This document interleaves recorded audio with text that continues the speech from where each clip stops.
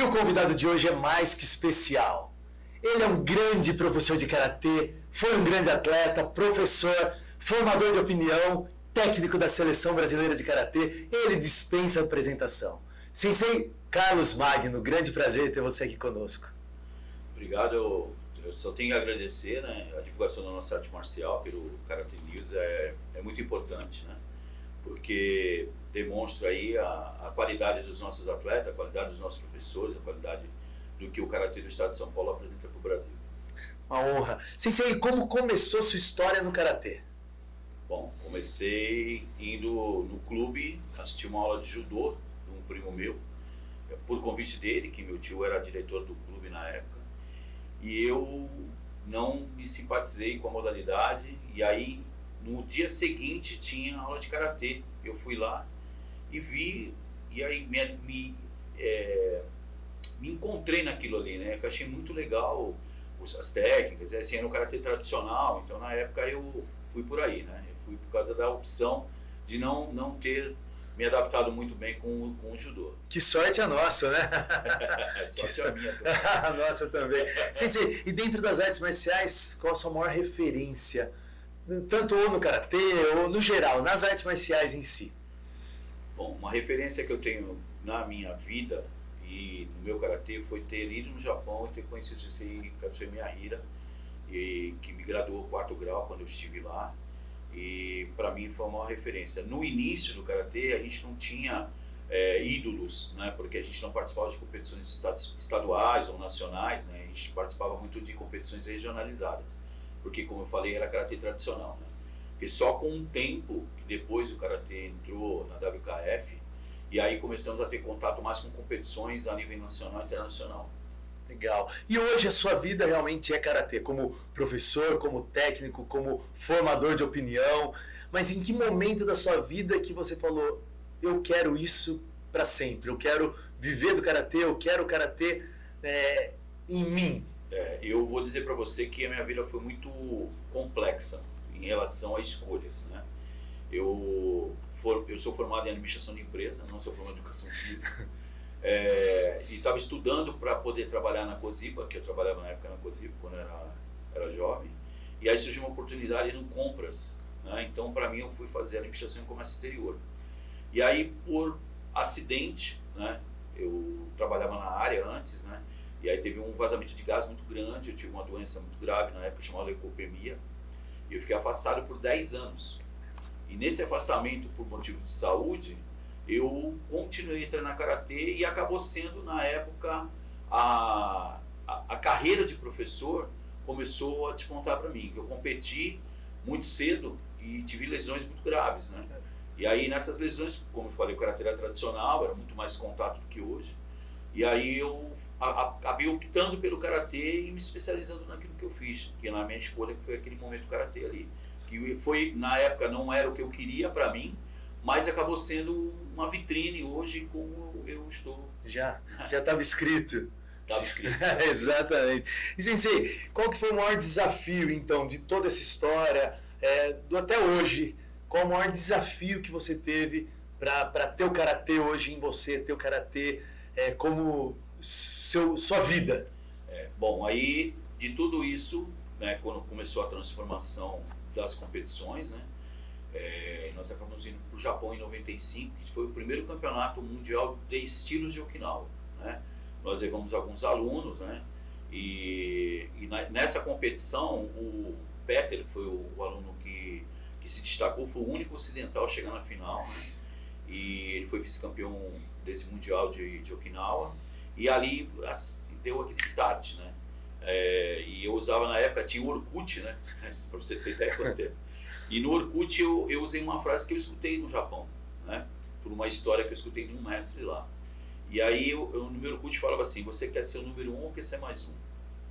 Você quer estar no contexto ou você quer estar em evidência? Então é onde virou a chave para mim. Legal, Sensei. E no karatê, porque a história, a gente costuma falar, inclusive para os nossos alunos, que tem que usar o karatê realmente na vida. E o que o karatê mudou para você na sua vida, fora do tatame?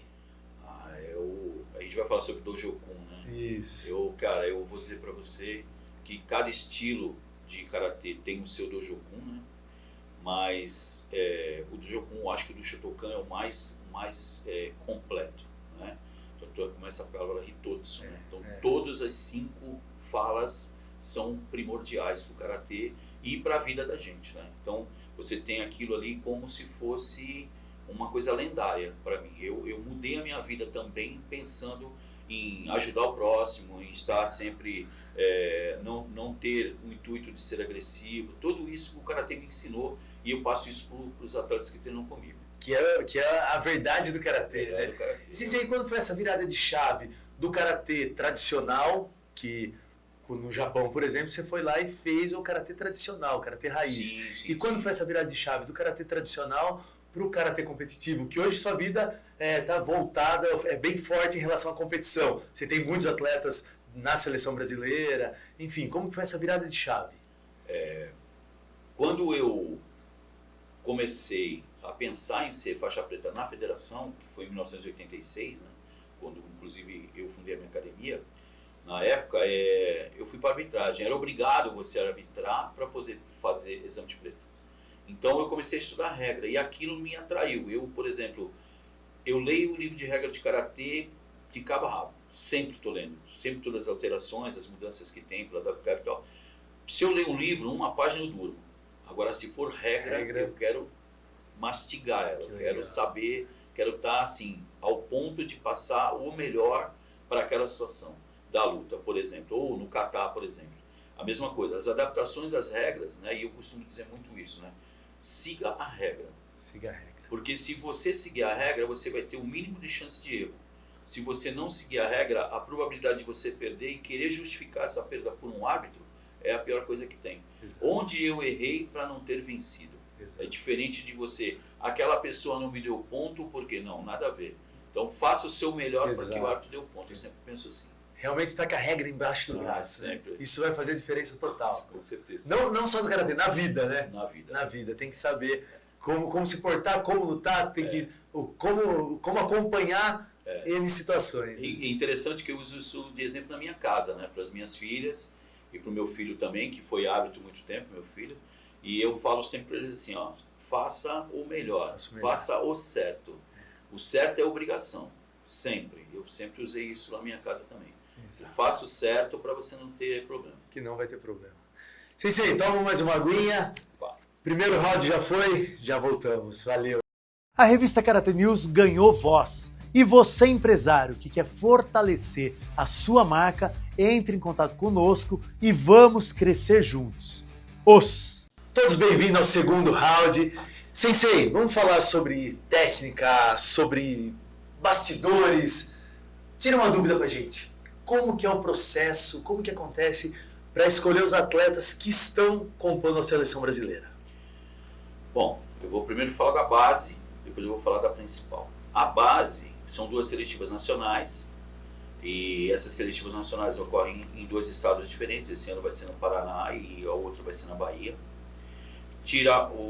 Não é a primeira e a segunda vaga, são 2 vagas. Muita gente confunde, o cara vai lá para lutar a segunda vaga. Não, ele vai lutar a vaga. Então é uma vaga num lugar, a outra vaga no outro lugar. Só o campeão da categoria, do peso, daquela seletiva, vai para a seleção nacional, para o campeonato sul-americano e pan-americano. Na outra seletiva sai a segunda vaga.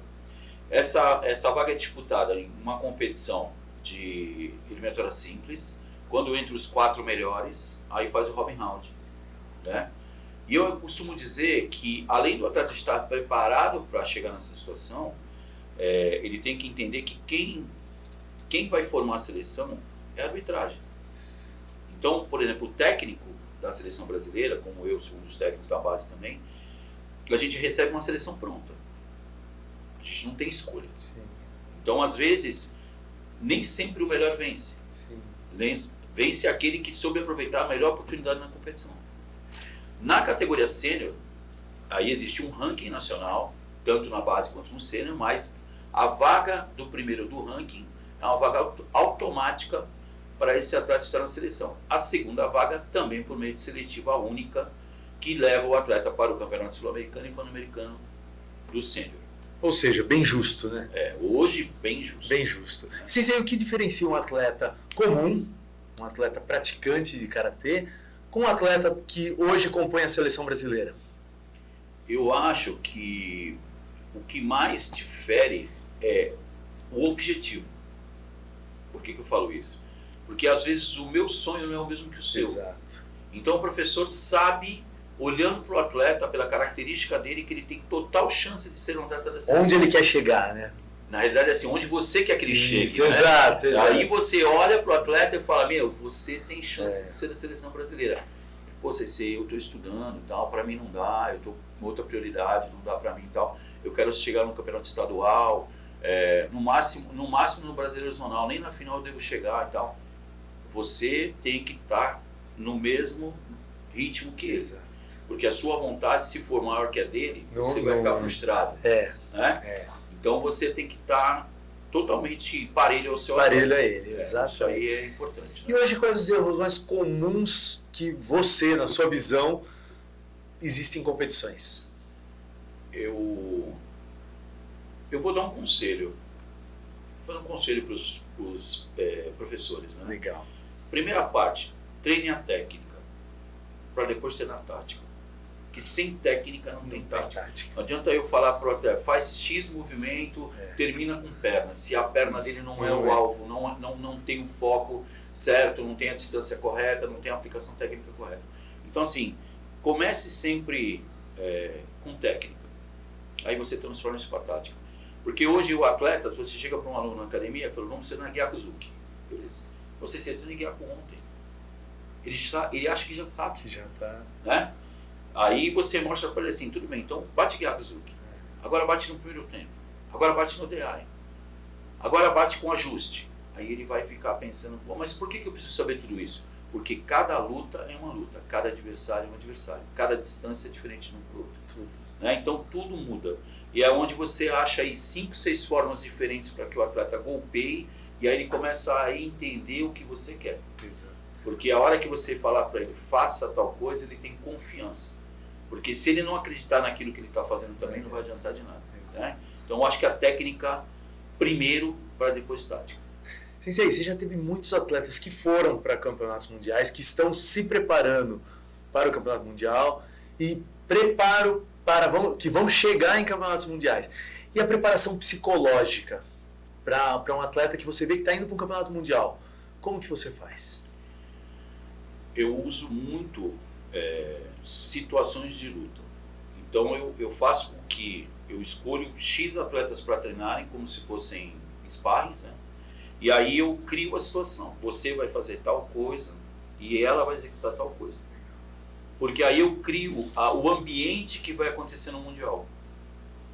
E aí você gera uma tática para determinado movimento do seu oponente. Legal. Isso eu consigo enxergar bem. Bacana. E o Brasil hoje está em que cenário mundial? Eu posso dizer para você assim, o que falta muito, quando eu fui no Mundial da Base, inclusive na Turquia, e eu vi vários atletas lutando, e foi feita essa pergunta para mim lá, né? E eu falei assim, cara, eu acho que falta confiança. Porque você vai lutar contra um cara que é teu ídolo. Exato. Você tem ele como referência, né? Pô, eu vejo o Badawi chutar, cara, eu quero chutar igual ele. Aí eu postei até uma semana passada um treinamento dele. A parte física dele é absurda. Então todo mundo acha que ele nasceu invertebrado, que ele chuta pra caramba, que nasceu... Mas ele chuta porque ele treina. Ele faz uma preparação para chegar naquela situação. Então ele tem uma preparação física muito boa, que nós não temos essa rotina brasileira. Nós temos uma preparação técnica muito boa para chegar a executar uma tática. Então é um processo, é um caminho. E se a pessoa não for profissional naquilo que ela faz, ela vai chegar lá como mais um, nunca ela vai ser o número 1. Nunca vai ser o número 1, exatamente. Entendeu? Sensei, entre nós, existe política no karatê competitivo? Eu vou falar uma coisa interessante, né? A minha visão. Por que você não coloca um árbitro do teu estado para arbitrar uma luta do seu estado no Campeonato Brasileiro? Para não acontecer o favoritismo, ou a indução, ou aquela parte psicológica do árbitro que queira dar o ponto para eu acho que aquele ponto é, aquele não é, porque eu estou acostumado a ver. Então você acaba colocando árbitros de outros estados. Aí eu entro no propósito do quê? Aquele árbitro do outro estado, e hoje, nacionalmente falando, quantos árbitros no estado de São Paulo, ou no estado de Minas, ou no Brasil, tem atletas de alto rendimento? Exato. 90% não tem atleta de alto rendimento. Não tem. 90%. Então ele vai avaliar uma técnica que ele não conhece. E aí entra na mão do atleta. Exato. Ou em que posição que ele tem que estar na quadra para aquele árbitro enxergar aquele golpe. Eu vou dar um exemplo de um atleta que estava lutando um campeonato estadual e ele falou assim, eu faço tal golpe e nunca dou um ponto para esse golpe aqui. E o golpe entra. Eu falei, beleza, então onde você está? Ah, eu fico nessa posição aqui da quadra. Eu falei, então faz assim, você vai para essa posição aqui, executa o movimento que você quer, que é uma saída lateral, e golpeia em linha. Em vez de você começar em linha e fazer um movimento em diagonal, que você vai tampar 2 a 3 árbitros, você muda a angulação. E ele fez o que eu falei, exatamente fez, feio ponto, aí ele olhou para mim e eu falei assim, o errado é o árbitro ou é você? Exato. Você não sabe se colocar na quadra. Então tudo isso é treinável. É treinado. Né? Então a questão tá, quem vai avaliar se conhece daquilo? Entendeu? Porque nem todo árbitro tem atleta de rendimento. E Sensei, eu sou suspeito de falar porque eu estou sempre na sua academia, eu gosto muito dos seus treinos, mas quem pode participar de um treino na sua academia? Bom, academia, eu treino como WKF. Eu sou do estilo Chorin. Meus alunos da base treinam tudo Chorin. Graduo eles como Chorin. Mas quando a gente fala de competição, eu trabalho regra WKF. Eu tenho atletas que treinam no kata Shotokan, Shitoryu, Goju-ryu, Chorin, Vado, se tiver algum atleta de competição de Vado. Eu treino o atleta conforme a regra. Né? E no Shiai Comitê, a regra é universal. Né? Então, a minha academia é em São Vicente, na rua 15 de novembro, 805, no primeiro andar, centro da cidade de São Vicente. A minha academia, ela tem um dos núcleos do projeto social do governo federal, né, do Ministério do Esporte, entre os 16 núcleos do estado de São Paulo. A gente atende 70 crianças gratuitamente. Né? E é aberto para treinos de competição em horários diferentes. O período da manhã, das 7h30 às 9h30 da manhã, ou à noite, das 8 às 9h30 da noite. Esses 2 horários são só competição. Então eu tenho atletas que treinam comigo que vêm de São Paulo, que vêm de Suzano, que vêm de Carapicuíba, que vêm de Guarujá, Cubatão. Então eu tenho vários alunos de amigos meus, de professores amigos meus, que não competem pela minha academia. Eu abro espaço para que eles venham treinar com autorização dos seus professores, com certeza eu sempre falo com os professores antes, para que eles venham treinar e melhorar o nível técnico deles com atletas de nível. Lá eu tenho atletas de seleção brasileira, tem Brenda, tem Ana Presotti, tem Luan Barros, tem uma série de atletas, Felipe Rocha e outros mais, que treinam lá comigo, que sempre pensam na competição. E eu separo muito bem isso, né? O que é fomento, o que é regulamento, para que eles possam competir em alto nível. Sensei, toma mais uma aguinha. Opa. Segundo round já foi, já retornamos. Valeu. Nós estamos aqui com a doutora Érica. Doutora, o que é a Herbalife? A Herbalife é uma empresa internacional de produtos para nutrição saudável e hoje eu vim trazer aqui para vocês a nossa bebida do momento, que é o nosso Hype Drink, gente. É uma bebida sensacional, onde ela repõe eletrólitos, sais minerais, dá energia, disposição, ajuda no processo de perca de medidas também. E eu vou hoje ensinar para vocês como prepara. É bem rapidinho, bem fácil, tá? E só uma dúvida, doutora. Quem pode tomar Herbalife? Todo mundo. Todo mundo, independente da idade. Independente da idade. Legal. Até criança também, tá? Que a gente tem vários produtos. Vou ensinar para vocês. Vai 4 produtinhos. Esse é um chá, que ele é para energia, disposição, foco, concentração. Esse daqui é um chá diurético, maravilhoso, vai só essa medidinha. Então é interessante tomar de manhã já. Ele serve tanto para o dia a dia como pré, pós-treino e durante o treino também. Legal. Ele é maravilhoso. Vai esse outro aqui que é o Lift Off, ele tem cafeína taurina, tá? E vitaminas do complexo B. E vai também esse outro aqui que é incrível, que é uma bebida desenvolvida pelo Cristiano Ronaldo. É maravilhoso. Vai um scoopzinho dele. Que legal. Então dá pra tomar durante o treino, vai? Conforme vai treinando, vai se reidratando com essa bebidinha. Isso. Só misturar, é bem fácil, simples. E eu provei outro dia, muito saborosa, né? É. Aí aqui o interessante, bastante gelo. Ele fica bem bonita também. E só uma dúvida, por exemplo, se tomar à noite isso aí, tem perigo de perder o sono? Como que funciona? Tem. Tem perigo? Tem. O interessante é tomar até a tarde, assim, se você não quer perder o sono. Legal. Eu mesmo não tomo. Eu mesmo não tomo ela depois das 4 da tarde, porque eu perco o sono muito fácil. Legal. Então nessa bebida em especial, o que tem aí? Fala de novo. A gente tem o CR7, que é uma bebida isotônica. Temos 2 chás, um que é diurético, outro energético, e temos o Lift Off, que esse Lift Off, ele é cafeína, taurina e vitaminas do complexo B. Que legal, muito bom. Agora eu vou dar para você experimentar, é claro, né? Esse é o mesmo que eu tomei a semana passada, não é? Isso. Ele é muito saboroso e realmente, a semana passada eu tomei aqui de manhã e até o final da tarde eu tava aceso, cheguei, treinei. Esse é o interessante dele, porque geralmente os energéticos tradicionais, eles te dão um pico de energia e depois passa. Esse mantém, né? Esse mantém durante o dia. Durante isso. o dia você fica o dia inteiro com bastante energia, foco, concentração. O que me chama mais atenção, o que eu gosto mais dele é o foco. É o foco, né? O foco. Legal. E a concentração. Eu já fiz o meu kitzinho, já levei a semana passada, agora só falta você. Doutora, e para conseguirem falar com você, acesso a você, Instagram, telefone, pode passar para eles? O meu telefone é 11 98279 1193 e o meu Instagram é @dr.ericabraga. @dr.ericabraga. Érica normal? Érica com C. Érica com C. Valeu. Obrigada, Williams. Bem-vindos ao terceiro round e continuamos nossa conversa, que o convidado de hoje é mais que especial. Na verdade, um ídolo para todos os atletas, os professores. Sensei, vamos falar de uma visão mais estratégica e mais uma inspiração, assim. Como que você vê o futuro do karatê brasileiro?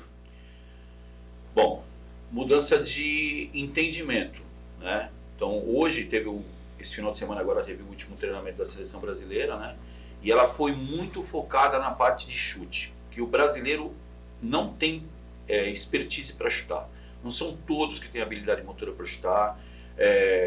Ainda a parte defensiva é uma falha grande, né?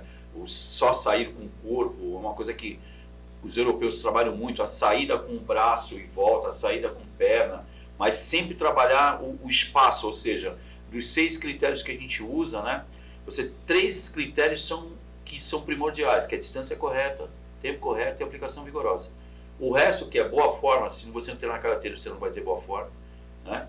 Zanshin, que é obrigatório agora, que antigamente o cara batia e saia correndo, agora não, você tem que terminar pronto para a nova ação. E o fair play, que é não ter a intenção de prejudicar a integridade física do seu oponente. Então, se você treinar essas 6 características num único golpe, você melhora muito. Só que o primordial hoje é o golpe de perna. É uma coisa que é uma falha no brasileiro. E não só, eu acho que acredito que o latino, né? Por ele ser emocional, o europeu é muito mais cerebral, né? E os caras que vêm de guerra, os caras que estão ali preparados para coisas ruins, né? Então, qualquer coisa, combate, né? Porque existe o lutador e o competidor. Em que classe o brasileiro se encontra? Exato. Se ele é lutador, ele vai trocar porrada e acabou, com quem for. Agora o competidor, ele vai assim, vou fazer mais uma luta. Tipo assim, eu não vou fazer uma final. Isso. E o pensar que cada luta é uma final, você passa a ser um lutador. Se você vai para a competição, eu vou competir, você já está indo com a mentalidade de ganhar ou perder. Você tem que ir com mentalidade de campeão, porque você, numa categoria com 30 pessoas, fatalmente todos os 30 pensam em ser campeão. Exatamente. Isso vai ser muito importante trabalhar na base, né? O que você mudaria nesse treino de base do brasileiro? Aquilo que eu falei, em vários campos que nós fomos lá em Calcaia, né? Na sede da CBK, onde tem o centro de treinamento, a gente sempre encontrava atletas classificados em situações de regulamento. Nem sempre o atleta chega preparado tecnicamente lá. Ele, por ter aproveitado melhor a oportunidade da luta, naquele momento a pontuação dele favoreceu ele estar na seleção, e a gente encontra dificuldades técnicas. Então, às vezes, a gente tem que retornar um pouco para treinar a parte técnica, para no segundo momento do treino, por exemplo, de manhã a gente treina muito a parte técnica, à tarde a gente treina a tática. Porque aí você prepara a pessoa para aquela qualidade do golpe. Sem qualidade, não adianta. Não é quantidade, é qualidade. Qualidade. E que conselho que você daria hoje para um jovem que está treinando, está se dedicando, mas que quer chegar na seleção brasileira? Treinar Cara, quando ele for para academia treinar, faça o seu melhor, cara. Não dá para treinar meia boca, porque eu tenho uma matemática na minha cabeça que eu falo para os meus alunos. Quanto é 50% de 100%? 50%. Se você treinar 50% todo dia da sua capacidade, quando você for competir, você vai usar 100% daquilo que você competiu. Melhor, daquilo que você treinou. Daquilo que você treinou. Se você treinou 50%, você só vai usar 50%. Aí você entra na parte psicológica, ansiedade, família, aquilo vai cair para 30%. Então, assim, treine 100% todos os dias, cara. Treine o seu melhor todos os dias. Sempre. Aí tem a 1% todo dia. Cara, é 100% todo dia. 100% todo dia. 100% todo dia. Sensei, baseado em tudo isso que você está falando, o 100% realmente, o Karatê é um esporte ou uma filosofia? É um esporte com uma filosofia. Legal. É uma luta. É uma luta. Você entra para lutar respeitando todos os parâmetros daquilo que o Dojo te ensinou. Isso para mim é Karatê. Isso é o Karatê, de verdade. É Karatê de verdade. Sensei, deixa uma mensagem para todos os atletas, professores, amantes do Karatê que te acompanham e que acompanham o Revista Karatê News. Por favor. Olha, eu vou dizer para vocês assim, confie no processo. Quando você vai para a academia e o seu professor passa aquilo para você, ele tem 100% de chance de te ensinar aquilo que ele aprendeu. Às vezes você pode não concordar, mas aquilo é o necessário para você. Então, confie no processo. Tudo que você aprende é para te favorecer. Nada que é ensinado é para te desfavorecer. Continue acreditando no processo. Sensei, foi uma honra ter você aqui com a gente. Revista Karatê News agradece profundamente a audiência, agradece você, Sensei, e muito obrigado por tudo, muito obrigado por esse bate-papo. E eu deixo muito claro para todo mundo isso. Eu sou seu fã, gosto muito do seu trabalho e muito obrigado por tudo. Os!